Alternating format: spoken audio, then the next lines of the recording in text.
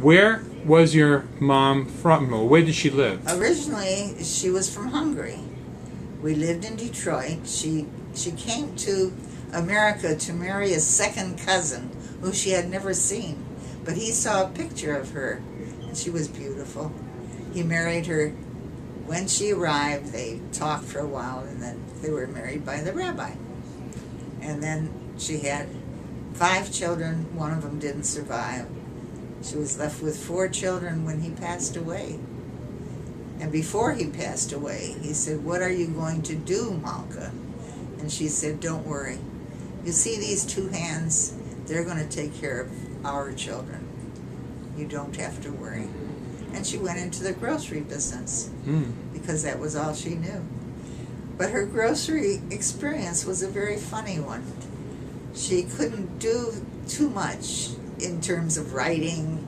You know, she took classes at night after she was through working and taking care of us. She went and took night classes, were free to immigrants at that time. So this was part of her experience also. She learned how to drive. Now this was a woman in business in 1927. Women were not in business at that time on their own, unheard of. And it was the Depression, after the Depression years, or right before. She started right before, and then she was still in. Yes. Remnants of the Depression were still there. She learned how to drive a truck, and went to the man who delivered eggs to her fell in love with her. So he bought her a truck and taught her how to drive. It was not a relationship she wanted because she was Orthodox and this man was not. But he taught her how to drive. She went to the market, picked up her groceries, brought them back to the grocery store.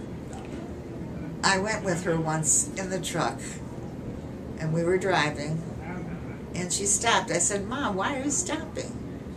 And she said, "For the red light." I said, "Oh my God, I didn't see a red light." She went through a red light because I told her to. I didn't realize it was there. My mother's life was hard, and yet, in retrospect, she loved it. She loved being independent and being able to provide for her family. She was a proud woman.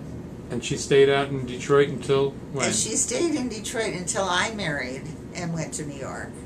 And then she moved to Brooklyn. And she had a nice life there, too.